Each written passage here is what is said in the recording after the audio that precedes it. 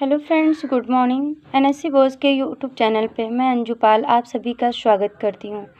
Friends, जीव विज्ञान के पार्ट 1 जनन में मैंने आपको पढ़ाया था वीडियो नंबर पार्ट 2 में जनन की अलैंगिक जनन की निम्न विधियाँ। उसमें मैंने पढ़ाया था आपकी पहली विधि विखंडन विधि। विखंडन विधि के 3 पार्ट थे, द्विविखंडन, बहुविखंडन और प्लाज्मोटोमी। उसमें हमने आपको फर्स्ट हेडिंग पढ़ाई थी द्विविखंडन। ठीक है, आइए हम देखते हैं नंबर 2 दूसरी हेडिंग क्या है आपकी, बहुविखंडन।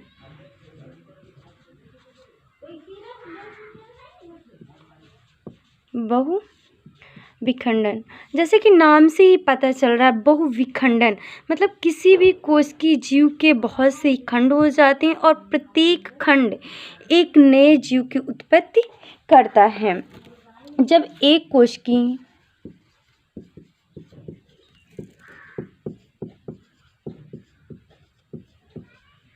या बहुकोश की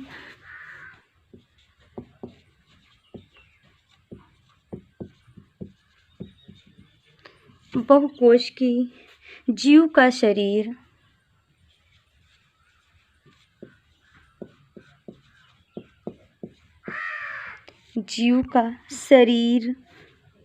बहुत से छोटे छोटे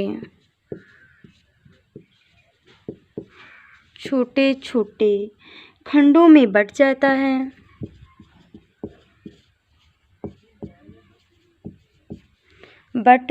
है और इस प्रकार एक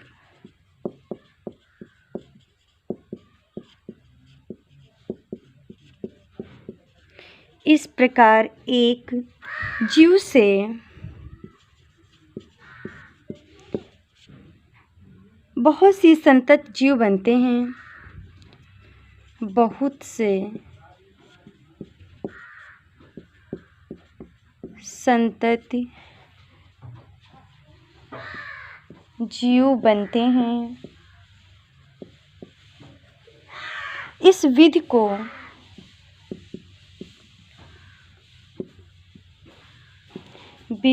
बहुविखंडन कहते हैं।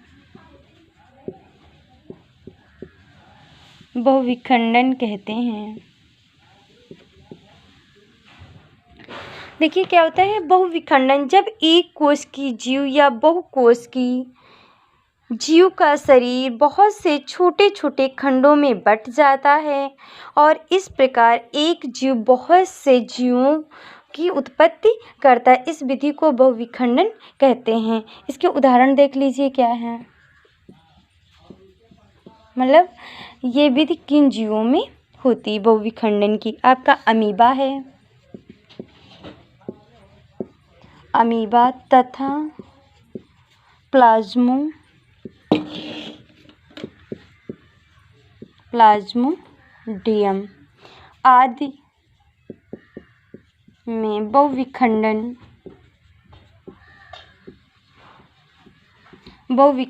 द्वारा जनन होता है।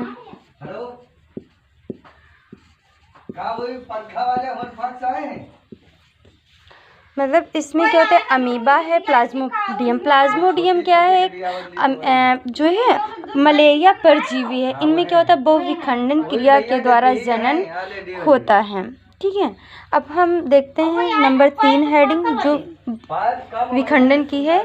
तीसरी हेडिंग है आपकी प्लाज्मोटोमी।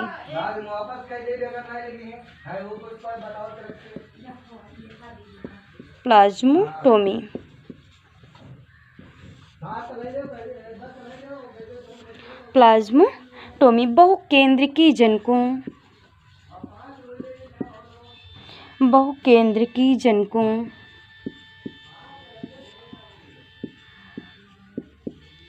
बहुकेंद्रकी जनकों जैसे ओपेलिना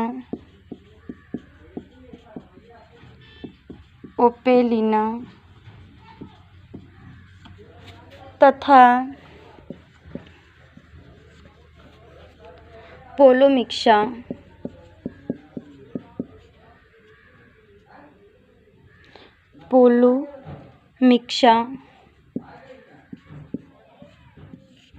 पोलोमिक्सा में केंद्रक विभाजन होता है।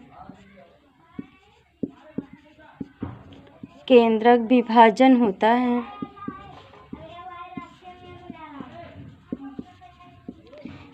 केंद्रक विभाजन होता है। प्रंत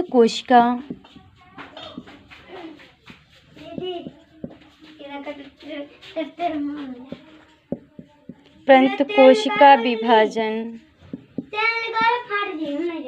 कोशिका विभाजन के बिना ही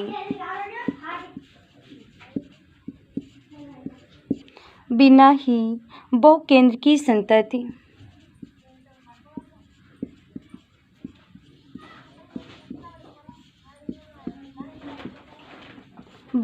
की संतति को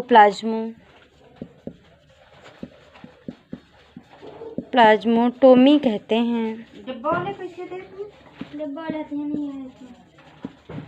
टोमी कहते हैं। मतलब इसमें क्या होता है, ओनली केंद्र का विभाजन होता है, केंद्रक का विभाजन होता है, लेकिन कोशिका का विभाजन नहीं होता। बिना कोशिका के विभाजन हुए बिना ही बहुकेंद्र की संतति बनती है और इस विधि को प्लाज्मोटोमी कहते हैं। नेक्स्ट हम देखेंगे आपका ये दो मतलब विखंडन के दो प्रकार हो गए। अब हम देखेंगे बहुविखंडन, द्विविखंडन तथा बहुविखंडन में अंतर।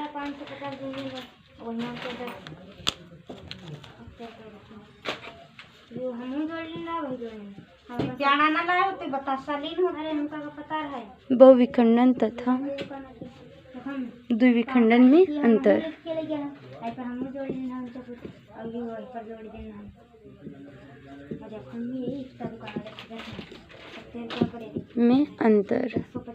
मतलब दोनों में क्या डिफरेंस होता है। एक तरफ हम डाल लेंगे द्विविखंडन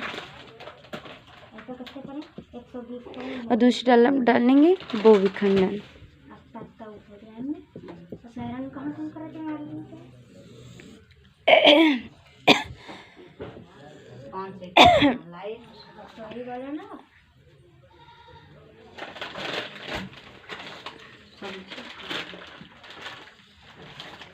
इस तरीके से हम कॉलम बना लेंगे। फर्स्ट कॉलम में डालेंगे क्रम संख्या। फर्स्ट नंबर हम देखेंगे आपका द्विविखंडन क्या होता है। द्विविखंडन में केवल दो संतति जीव बनते हैं। केवल दो संतति जीव बनते हैं।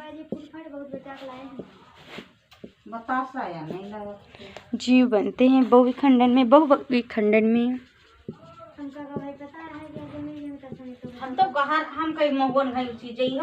में एक जनक से कई संतति जीव बनते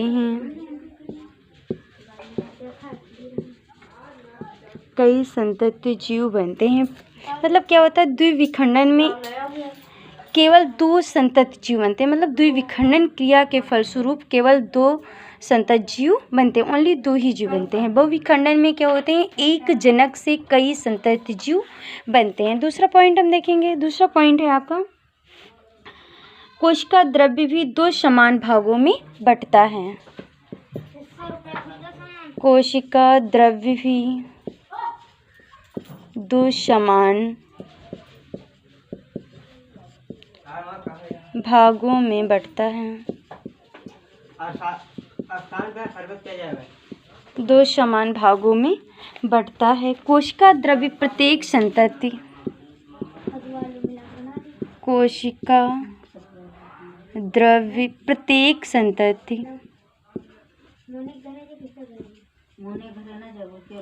प्रत्येक संतति केंद्रक के चारों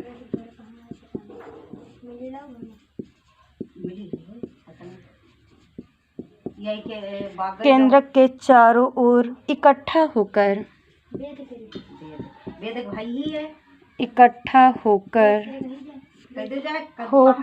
नए संतति जीव बनाता है। जीव बनाते हैं। इसमें क्या होता है, द्विविखंडन में कोशिका द्रव्य भी दो समान भागों में बंटता है। बहुविखंडन में क्या होता है, कोशिका द्रव्य प्रत्येक संतति के चारों ओर इकट्ठा होकर और नई संतति जीव बनाते हैं। तीसरा पॉइंट हम देखेंगे। तीसरा पॉइंट है द्विविखंडन के कारण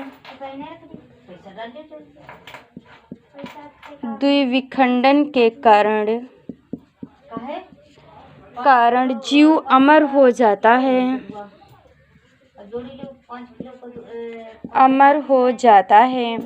इसमें क्या होता है, जो द्विविखंडन की क्रिया के कारण जीव जो होता है वो अमर हो जाता है, ठीक है। लेकिन बहुविखंडन में ऐसा नहीं होता है। बहुविखंडन में जीव को अमृत नहीं प्राप्त होता है।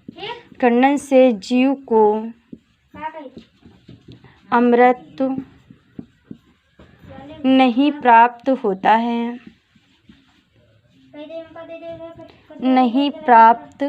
होता है, मतलब ऐसा है। द्विविखंडन में क्या होता है, जीव की किसी भी मतलब प्राकृतिक तरीके से कोई भी मृत्यु नहीं होती, उसकी कोई भी आयु निश्चित नहीं होती है, ठीक है। अब इसके हम उदाहरण देख लेते हैं। उदाहरण क्या, इसके अंतर्गत कौन कौन से जीव आते हैं। आपका अमीबा है,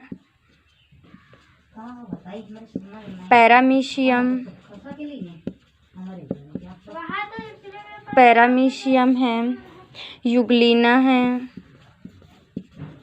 आदि। इनमें क्या होता है, द्विविभाजन की क्रिया होती। बहुविभाजन में क्या आता है, प्लाज्मोडियम। प्लाज्मोडियम क्या है, एक मलेरिया का परजीवी है। दूसरा है मोनोसिटिस।